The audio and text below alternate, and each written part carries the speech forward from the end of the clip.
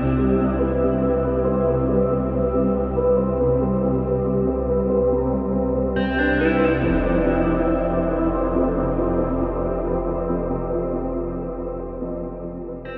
março de 1978, no lar do casal Mauro e Elizabeth Opera, com a nossa irmã Dona Ivone A. Pereira.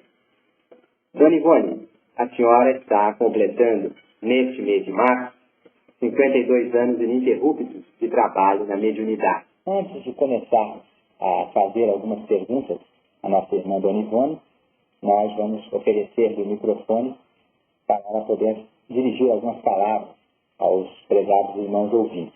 O microfone é seu, Dona Ivone. Prezados irmãos ouvintes da Rádio Rio de Janeiro, muito boa noite. Com os melhores votos ao alto pela vossa paz e a prosperidade do vosso lar. E aos prezados amigos da Rádio Rio de Janeiro, o meu abraço respeitoso e muito fraterno e os agradecimentos pela honra que me dão de ocupar este microfone, embora não me sinta muito credenciada para tão espinhoso labor.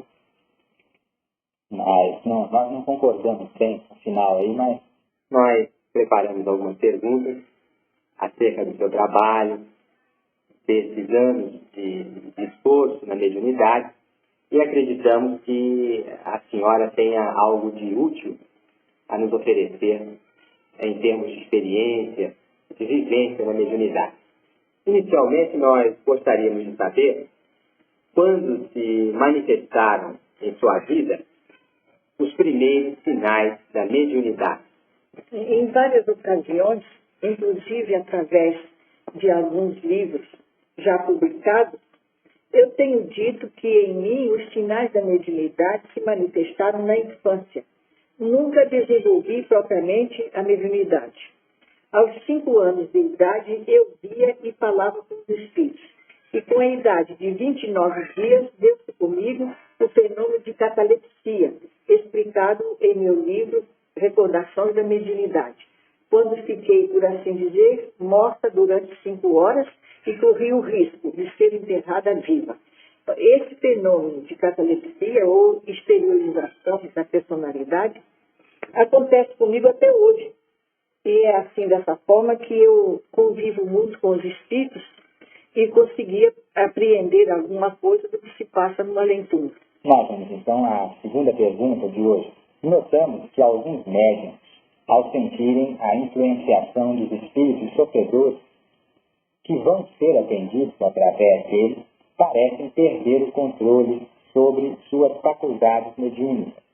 E a direção dos trabalhos lhes solicita pequena espera, enquanto se concluem outros atendimentos, eles não conseguem controlar os gestos ou resmungos do companheiro a ser socorrido. Em outras ocasiões, a incorporação é desencadeada sem qualquer advertência à direção dos trabalhos.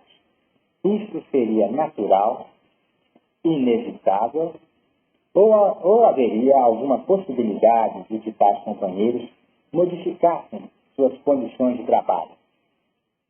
Bem, o médium é o dono do seu corpo, e se quiser, poderá controlar-se, esperar a sua vez e dar a comunicação que lhe cabe, a fim de não tumultuar o trabalho.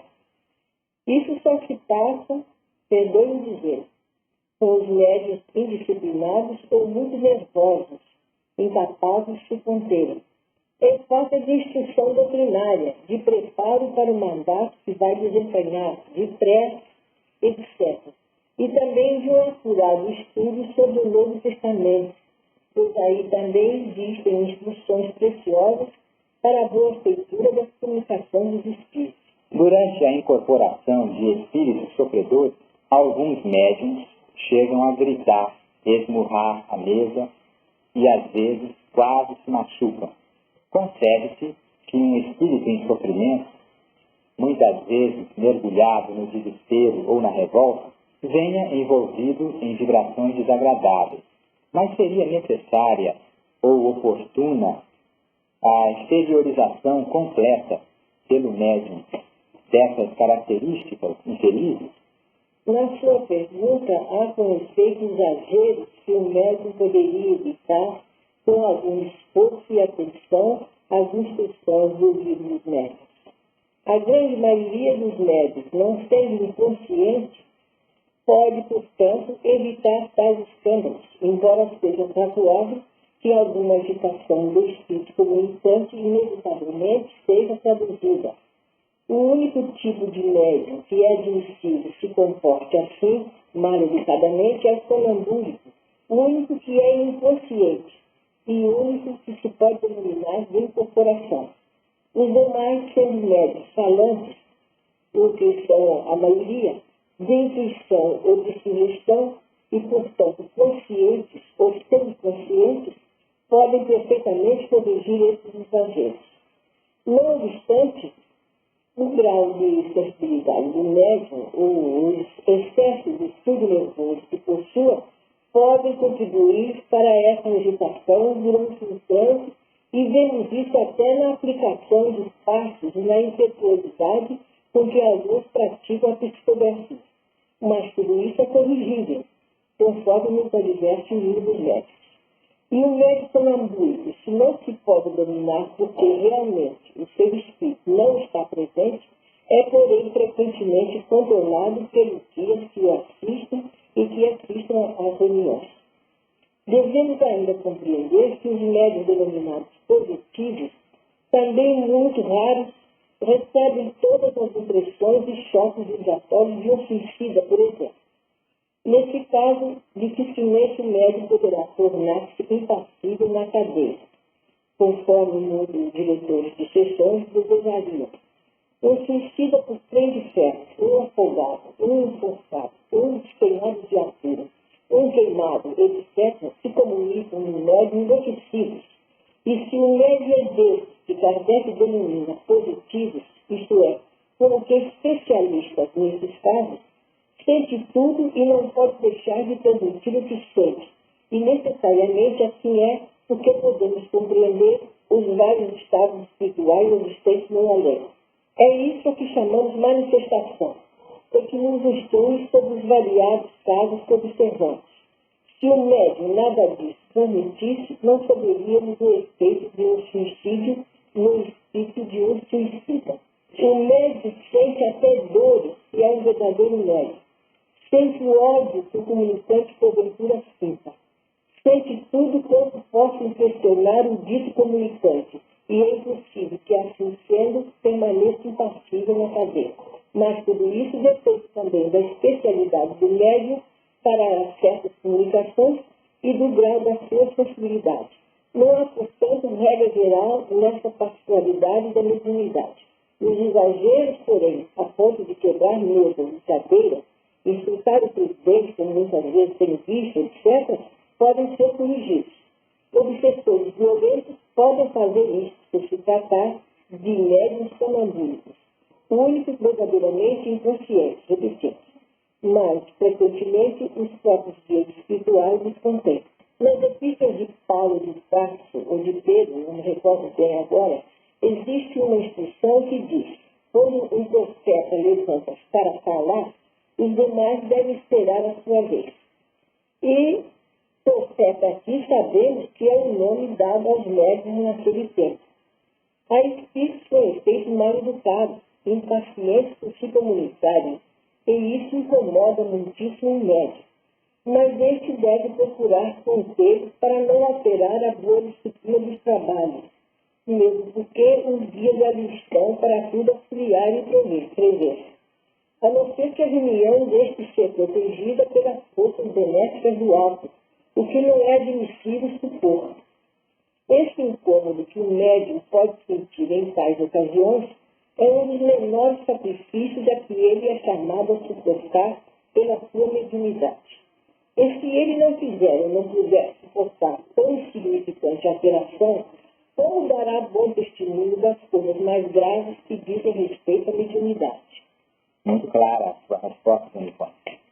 E vamos então à terceira pergunta. Nós focalizamos o médium nas perguntas anteriores, médium da incorporação. Agora, as perguntas dizem respeito aos companheiros que atuam no esclarecimento, que fazem diálogo com o espírito necessitado. Nós sabemos que nas reuniões de desobsessão, enquanto alguns médiuns trabalham na incorporação dos espíritos sofredores, há companheiros que atuam no esclarecimento, que estabelecem um diálogo com o desencarnado em sofrimento, visando aliviá-lo e esclarecê-lo. Que cuidados deveria tomar o colaborador designado para essa tarefa de esclarecimento? O primeiro cuidado a tomar deve ser consigo mesmo, isto é, possuir a capacidade doutrinária e as qualidades morais necessárias a fim de bem conduzir a sessão e fazer-se respeitar pelos obsessores ou qualquer outro espírito necessitado de instrução e bons exemplos. Essas questões são muito importantes e graves, e é necessário que o seu condutor terreno se premula de muito valor moral, muita paciência e amor para os entendimentos com as entidades comunicantes e ainda para com as entidades que assistem os trabalhos sem se comunicarem pelos médicos. Jamais os ataque. Falar como falaria um homem educado e generoso a outro homem necessitado. Permanecer atento às instruções que lhe chegarão dos assistentes espirituais. Um dos mais necessários cuidados dos ditos doutrinadores é a prece diária pelos obsessores e demais sofredores, e os pedidos para si próprio tornar-se bom instrumento para esse sagrado ministério, o qual é dos mais importantes na prática espírita e de muita responsabilidade diante do mundo espiritual. A prece é uma defesa, é um auxílio poderoso ao obsessor e o desarma, porque o beneficia e até comove. Mas há de ser constante e não apenas na hora da sessão. Não devo falar aqui de mim mesmo, mas oro pelos obsessores desde a minha infância. Amo-os muito e me compadeço deles, pois são grandes sofredores. Nunca me fizeram mal e sempre tive certa ascendência sobre eles, visto que os trato como irmãos queridos e não como criminosos. Enfim, é preciso que o maior cuidado do doutrinador seja o de habilitar-se o melhor possível para tão importante desempenho. E a doutrina nos ajuda a isso, mesmo compreender e praticar. Às vezes, há necessidade de certa energia, mas aquela energia com que Jesus e os apóstolos costumavam exercer. Esse trabalho é o trabalho do amor e da fé. E se tivermos fé e amor no coração, poderemos doutrinar até obsessores a sós conosco mesmo, com nossos guias espirituais e com Jesus, através do Evangelho e da prece. Vamos agora à nossa quarta pergunta, prosseguindo ainda quanto a esse aspecto do esclarecimento às entidades necessitadas. Então, Dona Ivone, ainda quanto a esse aspecto de esclarecimento aos sofredores desencarnados, quando percebemos que o espírito que se apresenta através do médium não tem consciência de seu estado, isto é, ainda não sabe que deixou a vida material, seu corpo físico, qual a melhor linha de ação? Vamos então apresentar 3 linhas de ação para que a senhora comente ou diga qual seria a melhor. A. Não dizer-lhe que morreu, mas apenas procurar aliviá-lo, levantar o seu ânimo, preparando-o para que os mentores espirituais deem a notícia. B. Dizer-lhe claramente que já não tem mais corpo físico e precisa, em consequência, adaptar-se à nova situação. E, finalmente, C. Terceira linha de ação. Não adotar uma forma de ação sistemática, agindo, em cada caso, conforme a intuição que receba no momento. Olha, meu irmão Danilo, parece que esse trabalho modificou-se muito ultimamente, depois que me retirei das atividades em centros espíritas. No meu tempo, quando trabalhava nesse setor, e trabalhei durante muitos anos, a primeira coisa que se fazia num caso desse era a prece fervorosa para que o espírito guia do comunicante se aproximasse a fim de auxiliar no esclarecimento. O doutrinador conversava pacientemente com ele, isto é, o espírito que se comunicava. Pedia-lhe que examinasse o corpo pelo qual falava, a fim de Deus compreender que não era o seu. Se não desse resultado várias tentativas de que se lançava a mão, apelava-se para os dias, a fim de que um quadro da sua desencarnação lhe fosse apresentado e o comunicante então inteirava-se da verdade. Isso, às vezes, acarreta um choque, uma surpresa forte, mas necessária e benéfica.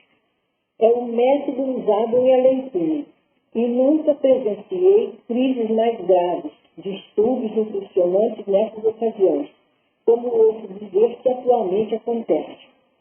Alguns espíritos até sentem alívio, gostam mesmo de saber que já não são homens, e, portanto, não mais precisarão sofrer o que vinham sofrendo.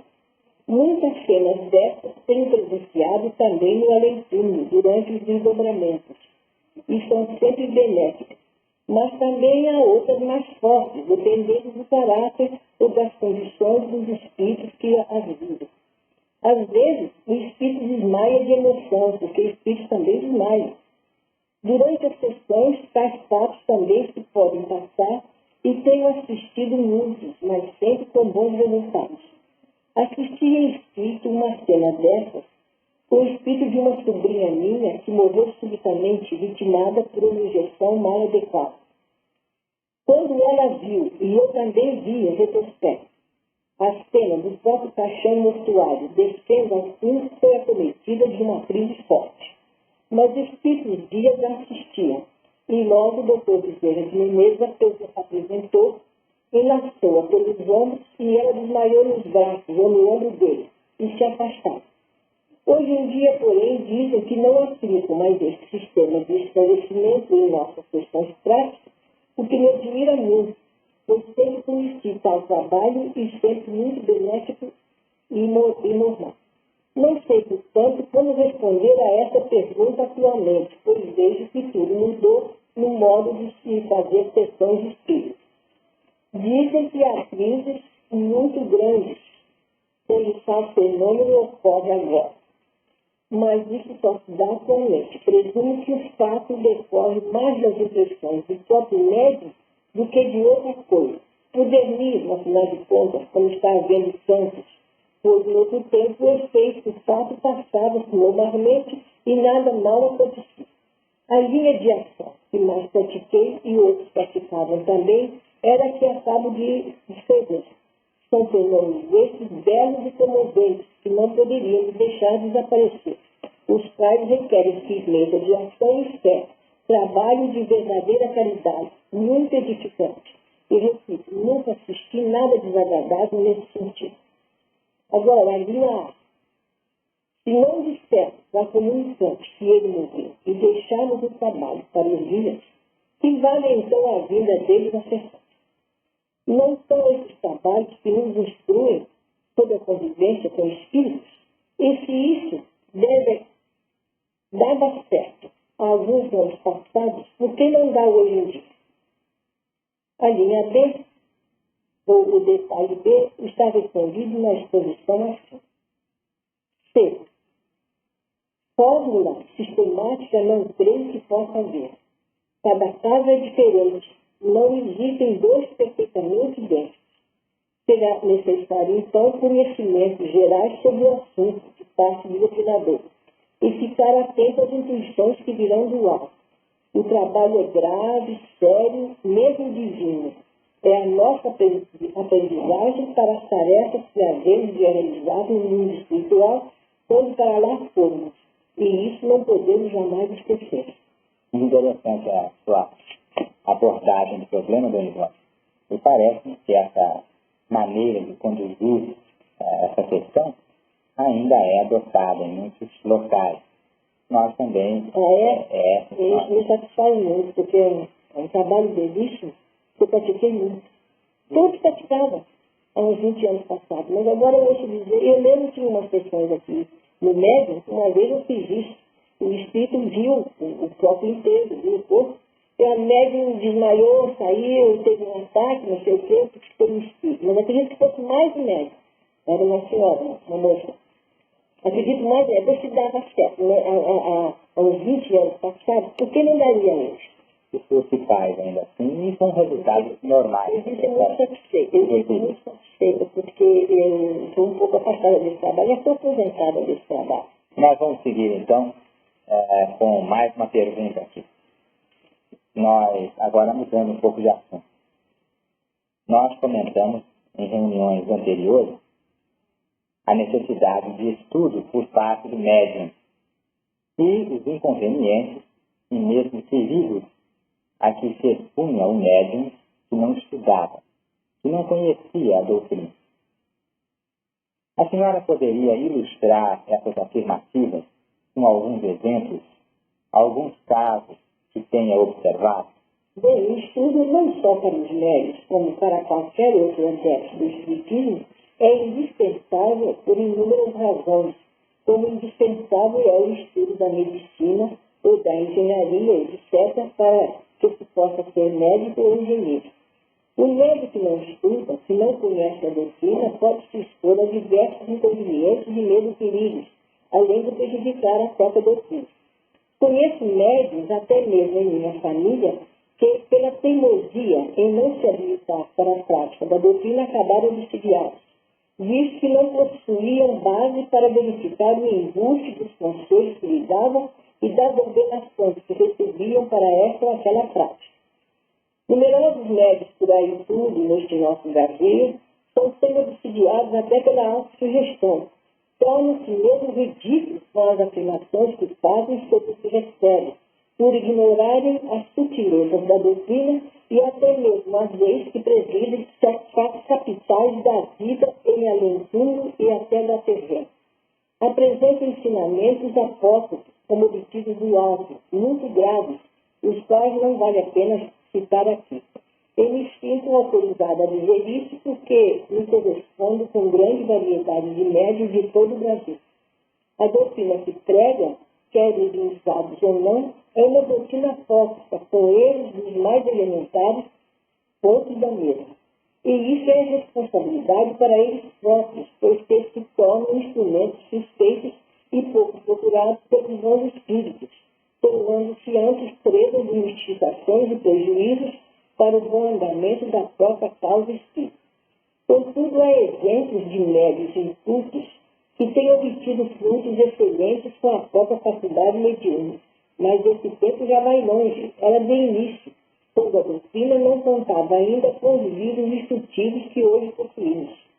Os espíritos guias têm aconselhado até a leitura ou o estudo de obras históricas, principalmente sobre o cristianismo, pois os médios em geral e em particular, os dos setores de psicografia e oratória, precisam fornecer o cabeçalho intelectual necessário aos espíritos, a fim de que a sua posição mediúnica não sofra deficiência. Os médios ditos conselheiros, por exemplo, cuja exposição temos no livro dos médios, estão desaparecendo. Por quê? Porque não possuem conhecimento doutrinário suficientes para os espíritos comunicantes elevados para bem aconselharem os necessitados de socorro da palavra do alto. O estudo doutrinário, portanto, é indispensável a qualquer médico que preze a sua faculdade. E aquele que não procura aprender assume grandes responsabilidades perante o alto. É ele supor que bastarão a mediunidade e a fé e a existência dos dias para suprir as deficiências do médico.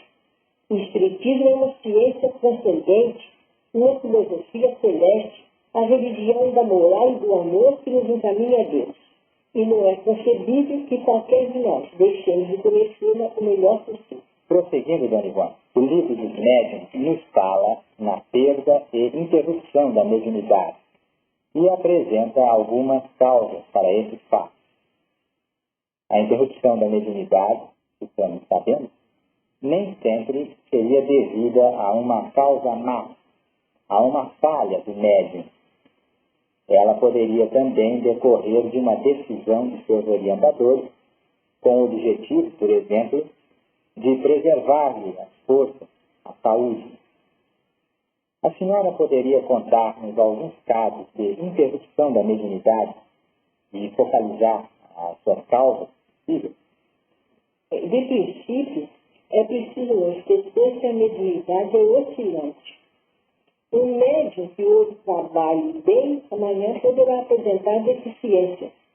E, a que parece, isso é normal, dependendo de circunstâncias a serem analisadas. Sendo o seu veículo inteiramente físico, isto é, o veículo da mediunidade, necessariamente concede que, a fim de exercê-lo, o médium necessite de boa saúde física e também de um bom estado moral e psíquico.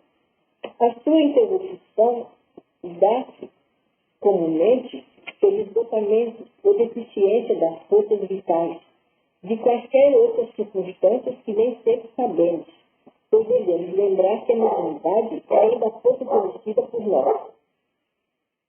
Às vezes, ela nos torna após certo período de ausência, ou então não volta mais. Muitas vezes, com efeito, os mentores espirituais a interrompem propositadamente. E isso decorre, certamente, de deficiências orgânicas ou mentais que poderiam prejudicar o médium. De outras vezes, um médium inicia um trabalho e subitamente para com ele, e para sempre, como conheço alguns, e não chega a terminar o que começou. Isso se dá quase sempre com alguns psicólogos. Ora, não se tratava então de mediunidade, e sim de simples animismo, o trabalho da subconsciência. Porque o trabalho da subconsciência acontece muito isso. A pessoa começa a trabalhar, de repente para, não pode, não vai mais. Então pensa que a mediunidade que foi retida, que foi retirada, quando não é. É um fato normal que acontece com o animismo. E este fato aqui, que às vezes a pessoa não pode nem ao menos desenvolver mediunidade, que desenvolvendo pode sofrer muito, deu para um irmão meu que chegou de subsidiado. O espírito de Emmanuel e do Pedro Menezes avisaram a ele que não procurasse desenvolver a mediunidade porque o cérebro dele não aguentava. O cérebro é um dos veículos da mediunidade. Ele teimou e foi desenvolver sozinho. O resultado foi uma obsessão. Melhorou mais tarde. Ele não aguentava, o sistema nervoso dele não aguentava uma mediunidade. É preciso, então, de saúde física. Era o que ele não tinha. De forma que o mau estado da circulação arterial, por exemplo, fraqueza nervosa, alterações do coração, etc., são alguns dos fatores que também levam os guias espirituais a conterem a expansão dos seus médios, assim como aqueles muito sujeitos ao animismo, à histeria e à fraqueza mental ou impressionabilidade. O médium impressionável é médium defeituoso, suspeito, pois a mediunidade requer caráter forte, energia nervosa e decisão e força de vontade. Isso também eu observei na minha família, uma tia minha que via minha esposa, tida como médium de dente, mas ela não via coisa nenhuma, ela era histérica, ela criava, como há muitos por aí, criava e dizia que via. Estou em tratamento agora com uma moça nessas condições, aqui com o diretor aqui dos trabalhos da União Espírita Suburbana. Essa moça pensa que vê obsessores, pensa que vê isso, vê mil coisas. No entanto, ela não vê coisa nenhuma.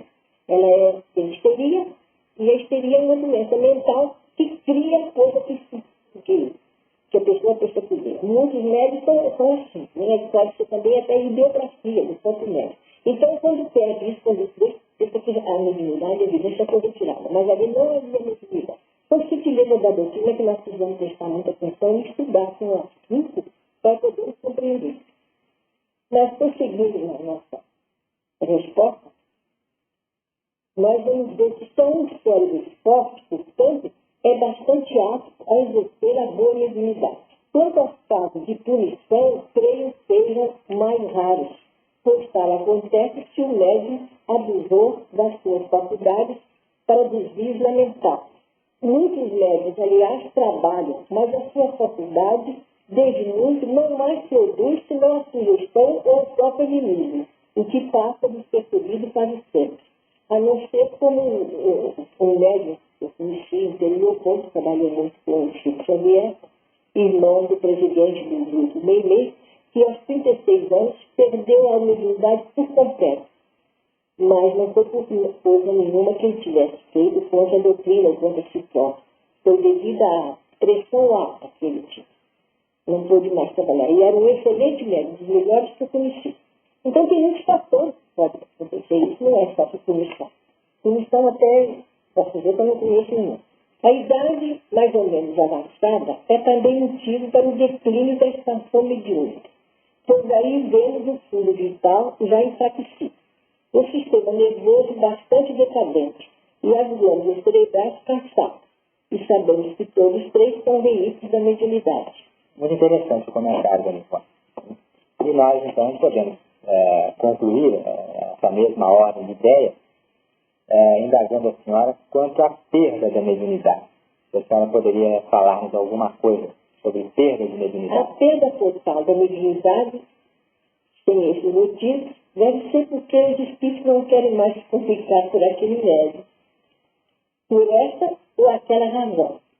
Ainda estamos longe de compreender plenamente esse importante fenômeno que é a mediunidade. A faculdade, aliás, é um patrimônio do espírito e não se acaba, portanto, mas pode ser suspensa ou interrompida para sempre no plano físico e aproveitada no plano espiritual, pois somos médiuns também quando dormimos ou quando desencarnados. Se o médium não procedeu indevidamente com ela, a causa da sua interrupção deve ser, portanto, não uma punição, mas por motivos orgânicos ou psíquicos que nos cumpre averiguar, se é que poderemos fazer isso por enquanto. Acredito, portanto, tratar-se de um fato natural que não nos deve impressionar. Não é somente com a mediunidade que se serve a Deus e ao próximo. A nossa própria inteligência, a nossa cultura, a nossa boa vontade, o nosso coração e o nosso amor também muito pode servir a Deus e ao próximo. Às vezes pode também uma mediunidade ser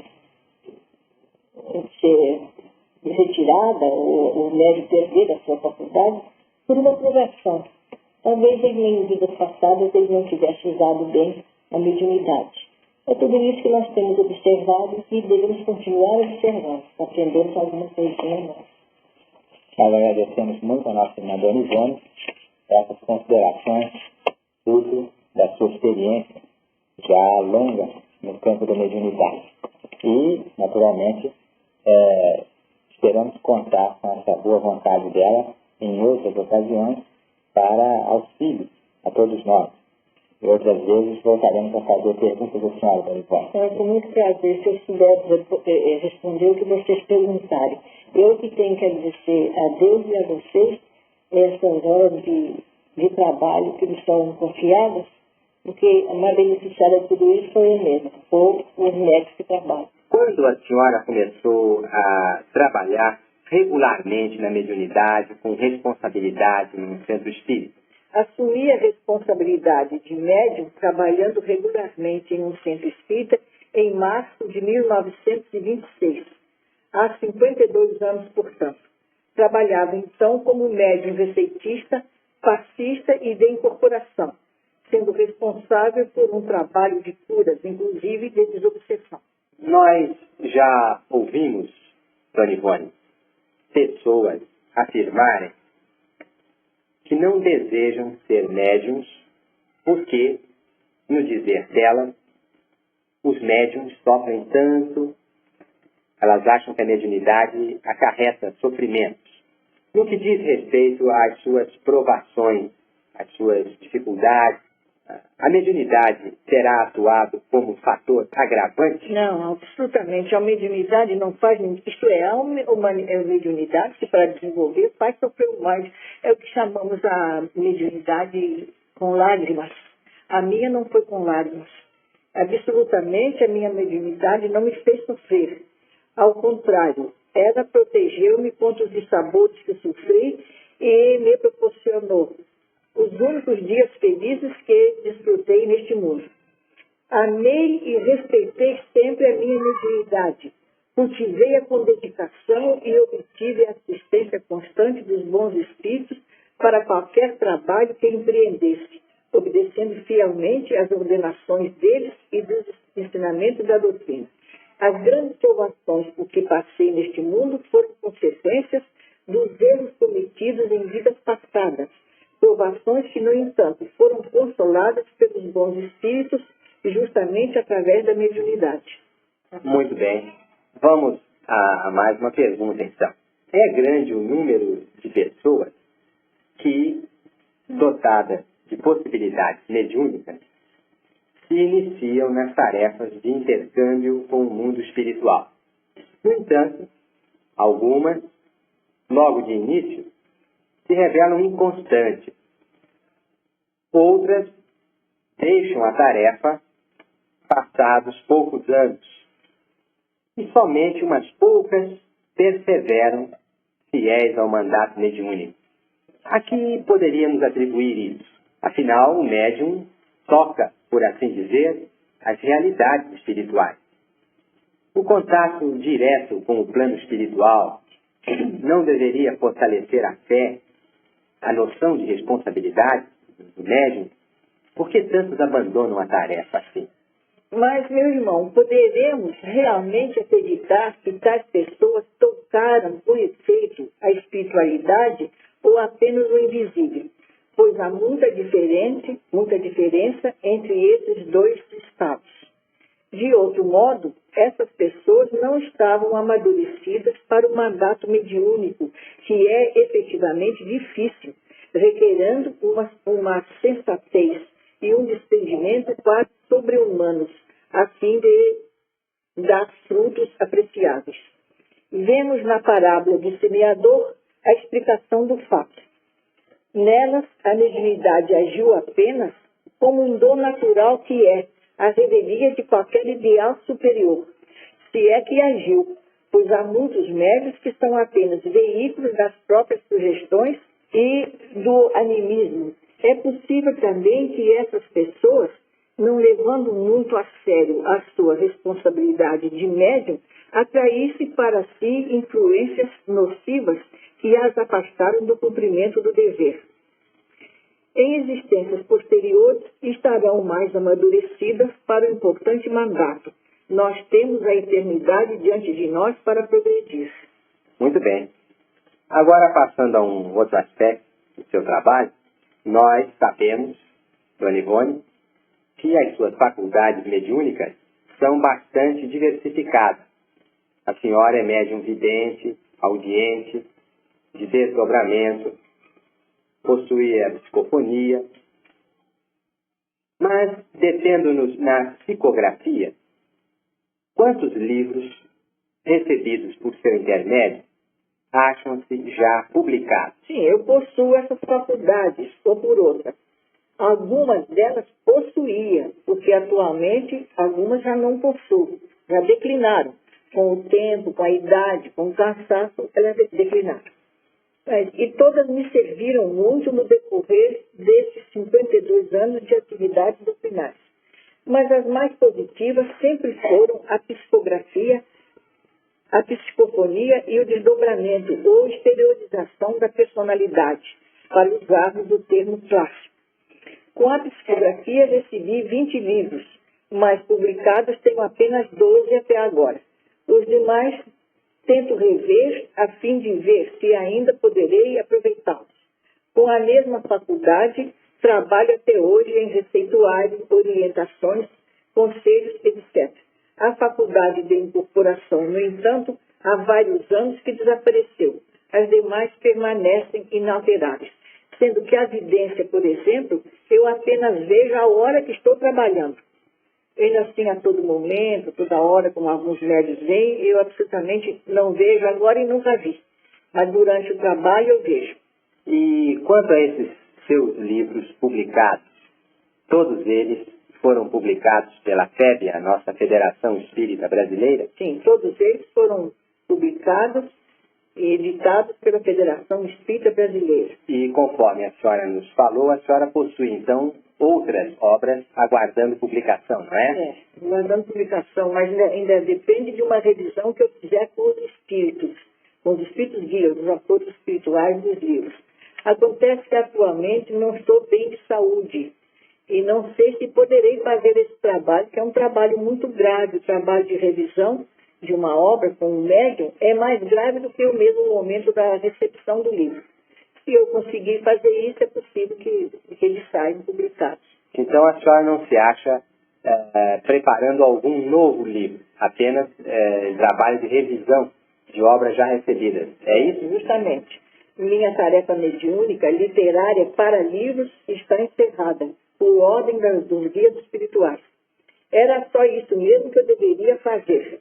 Mas exerço a psicografia em outros setores, inclusive escrevendo artigos espíritas ou evangélicos, em particular para reformador, usando o pseudônimo. Dona Ivone, a senhora trata com a mediunidade desde menina e trabalha regularmente como médium há 52 anos. Que palavras a senhora gostaria de dizer a um companheiro que se candidata atualmente ao trabalho mediúnico?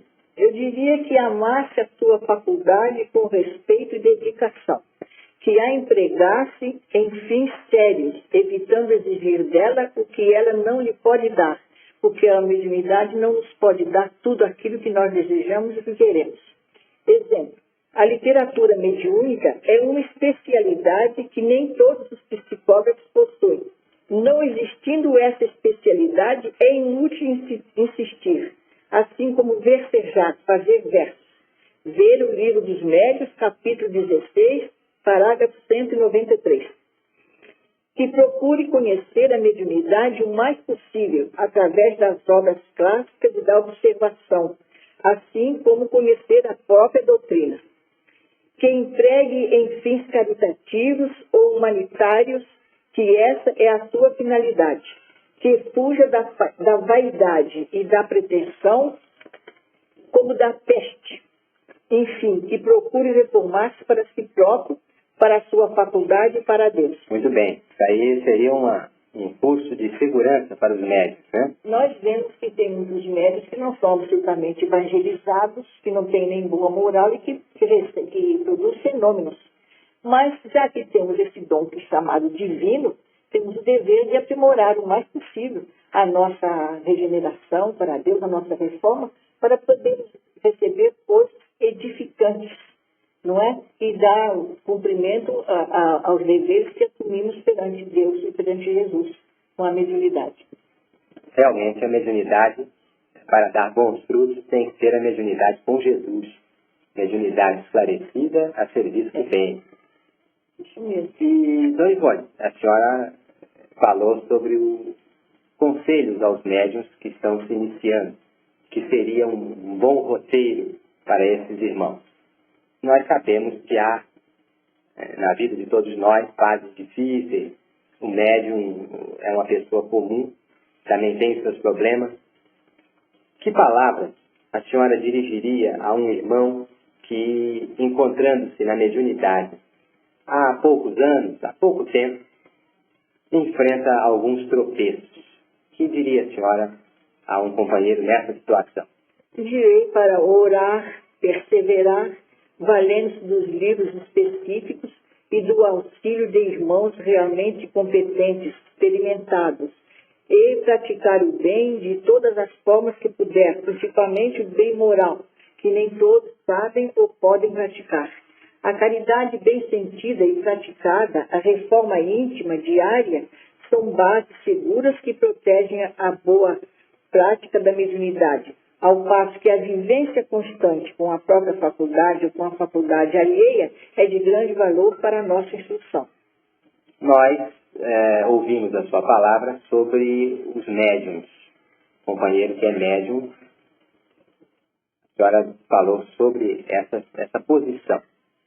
Nós agora vamos mudar o ângulo e vamos falar sobre a situação daqueles que lidam com os médiuns, mais particularmente daqueles que têm a responsabilidade de direção, seja de um centro espírita, seja especificamente de uma reunião mediúnica. O médium, Dona Ivone, tem normalmente a sua atividade coordenada por dirigentes do centro a que se filia, bem como pelos diretores dos trabalhos mediúnicos que ele frequenta. Essa coordenação deve beneficiar, auxiliar o médium, mas também pode atrapalhá-lo se ela não for bem conduzida. O que é que o médium deve ou precisa receber daqueles que o dirigem no plano material? O que a doutrina realmente aconselha, expõe e recomenda. O fruto da vivência legítima nos campos doutrinários mediúnicos, mas nunca as ideias pessoais atualmente tão em voga, ou os caprichos daqueles que dirigem trabalhos de grande responsabilidade sem a devida competência. Por isso, deve o médium estudar, conhecer o mais possível a doutrina que pratica, a própria faculdade, inclusive. E realmente acerca desse trato com os médiums, há muita coisa na literatura espírita, na própria codificação, recomendações a respeito de como tratar o médium. Você precisa tratar um médium com muito sentimento fraterno e observar bem. Por exemplo, não se pode vitolar a mediunidade, tem que disciplinar. Tem que disciplinar a mediunidade, o modo do mestre trabalhar, mas vitolar, provavelmente, receba isto ou não receba aquilo, que aí prejudica muito. O médium fica inibido, pode se alterar completamente. E isso aí eu chamo de ideias particulares, que a doutrina não aconselha isso. De forma que nós temos que... Eu sempre me guiei muito pelo livro dos médiuns, e vejo no livro dos médiuns o modo de bem praticar ou de bem conduzir a mediunidade, não só o próprio médium, como aqueles que o dirigem. Ainda quanto à maneira de tratar os médiuns, quanto aos demais companheiros do grupo espírita, não propriamente os dirigentes, frequentadores de reuniões, colaboradores, como devem eles tratar os médiuns para realmente ajudarem os médiuns? Como tratam os demais companheiros fraternalmente. O médium não tem que receber privilégios, nem elogios, nem homenagens especiais. Esse erro tem entravado, prejudicado e até destruído o progresso de muitos médiuns. O médium é um ser do bem como outro qualquer, e como intermediário entre o invisível e a terra, está cumprindo o seu dever, como os demais adeptos cumprem o deles. Precisa, sim, de caridade e orações que lhe deem forças para o mandato que deverá desempenhar.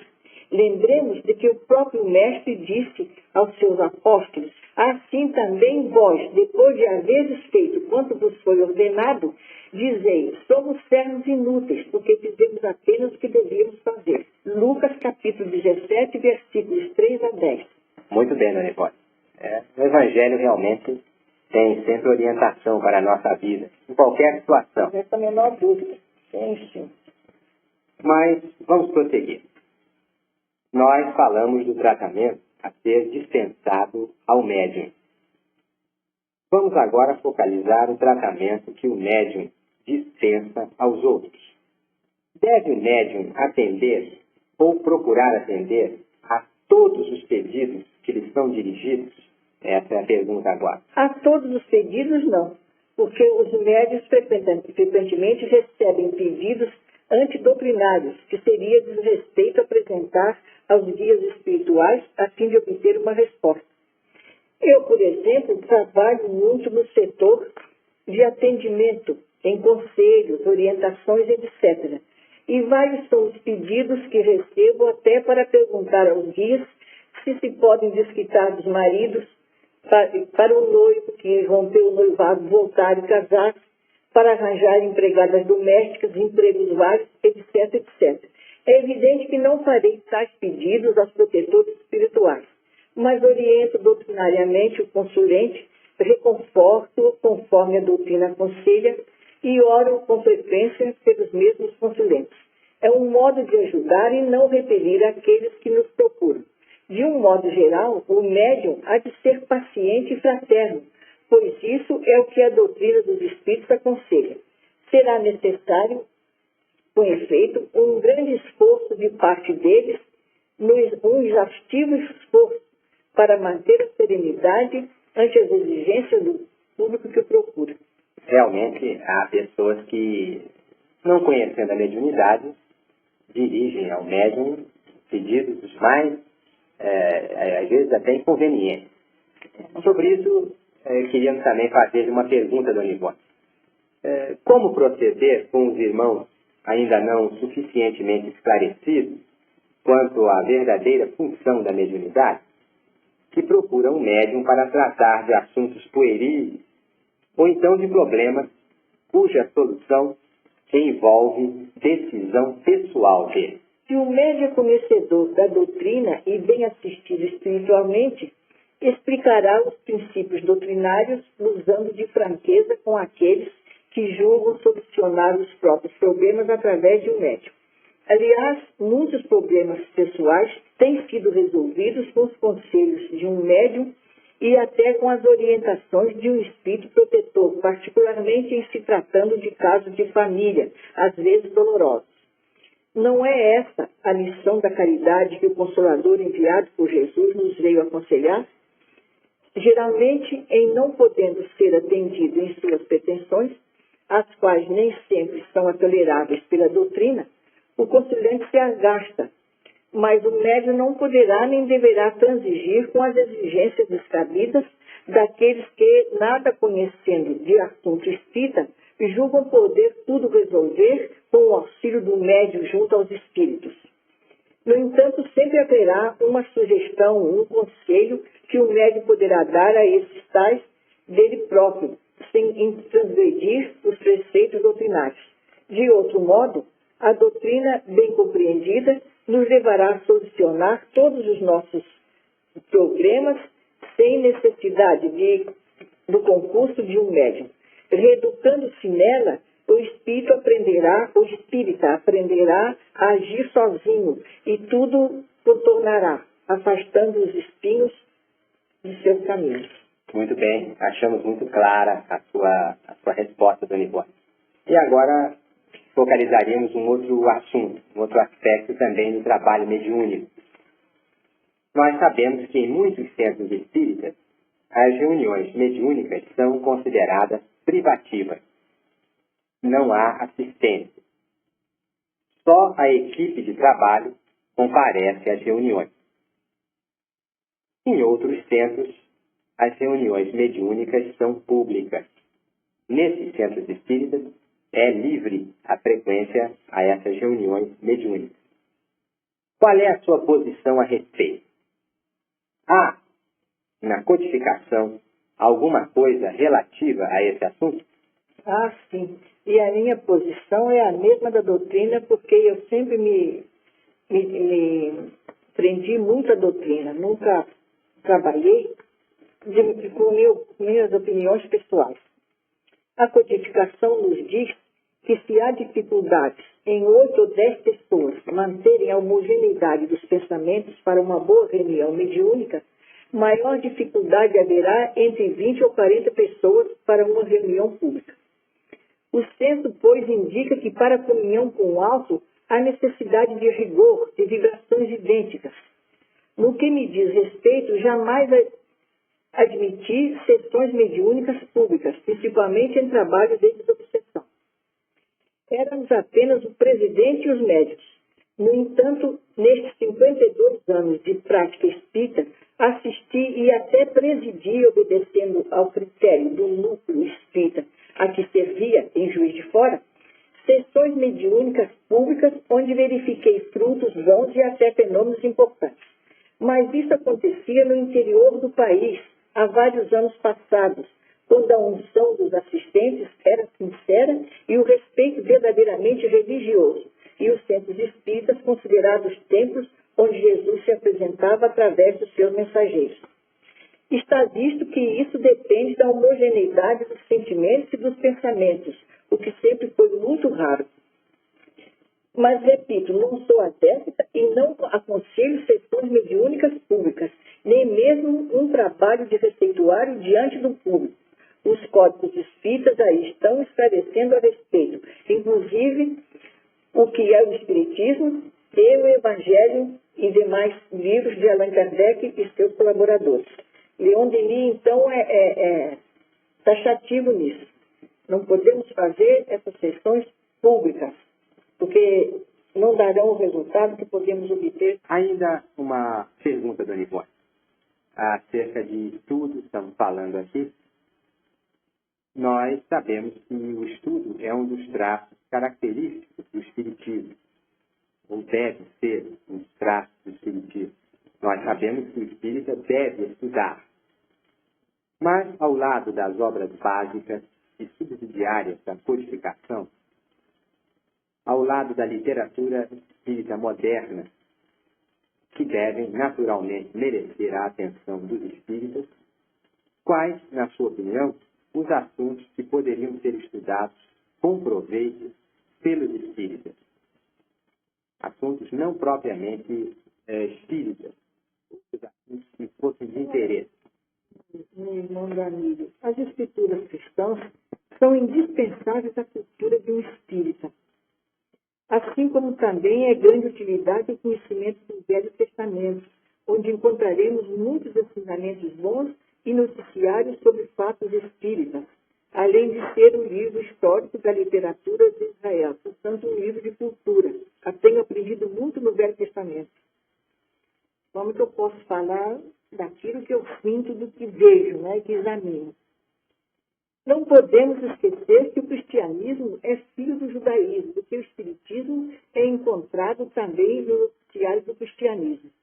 O espírita precisa ainda conhecer um pouco de história, a fim de poder dar expansão às inspirações que descerão do invisível, ajudando nos trabalhos a realizar para a divulgação da sua crença, pois em todas as civilizações deste mundo existiram o rastro da comunicação dos espíritos e princípios divinos.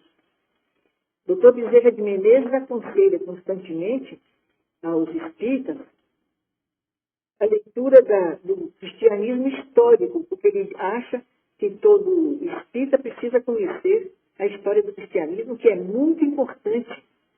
Porque eu mesma tenho observado, às vezes, pessoas falando muitos trechos do Evangelho que não são certos.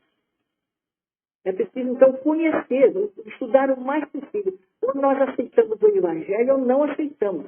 Há espíritas que, de fato, não se dedicam muito ao Evangelho. Se dedicam mais à parte verdadeiramente espírita. Mas o assunto, o conselho que nós recebemos do alto, inclusive da codificação, atinge o Evangelho, o estudo do Evangelho. Né? O Espiritismo, portanto, é cultura geral, é nobreza intelectual e moral, é ciência transcendente. Por isso, creio que devemos conhecer tanto quanto nos seja possível, tudo quanto nos possa elevar o coração, a mente e o conhecimento. Mas não podemos também olvidar que tudo isso deve ser acompanhado da humildade do coração, da simplicidade do comportamento, sem pretensões a títulos acadêmicos geradores do orgulho. Existem espíritas incultos que tão bem compreendem as coisas de Deus e a doutrina dos espíritos, inclusive, que superam em sensatez e capacidade a muitos que, embora cultos, se deixam levar pelo orgulho e a vaidade de se suporem superiores. Há ocasiões em que meus guias recomendam-me ler obras profanas de todos os tipos, desde que esclareçam e edifiquem a mente. Atermos somente a literatura espírita será exclusivismo que limitará a nossa ação em favor da própria doutrina que defendemos. Muito bem, dona Ivone. Nós, então, agradecemos a sua colaboração. Cremos que todos concordam que o que a senhora disse representa o bom senso, que é um traço característico da nossa doutrina, e reflete também a sua experiência de 52 anos no trato da mediunidade. Mas essas foram apenas algumas perguntas que nós lhe formulamos. Nós esperamos, dentro de algum tempo, formular outras para dispormos, darmos o prazer de ouvi-la, de colher o fruto da sua experiência, essa experiência que a senhora acumulou com esforço e com sacrifício. Danilo, o espiritismo e a mediunidade é muita responsabilidade e nós todos precisamos nos convencermos disso, porque é uma responsabilidade, é um compromisso muito grave com o alto. E nós temos recebido muito do alto, dos nossos guias e do próprio Jesus. E tem sido incansável em todos os tempos, e principalmente de há um século para cá, os ensinamentos e a proteção que temos tido do alto. É o que eu desejo, sinceramente, que os meus irmãos espíritas, a quem eu muito amo e a quem muito agradeço o carinho que todos têm comigo, é o que aconselho a isso. Levarem muito a sério todas essas coisas, porque aí está a nossa redenção. Que Deus abençoe a todos. Muito obrigado, Dona Ivone.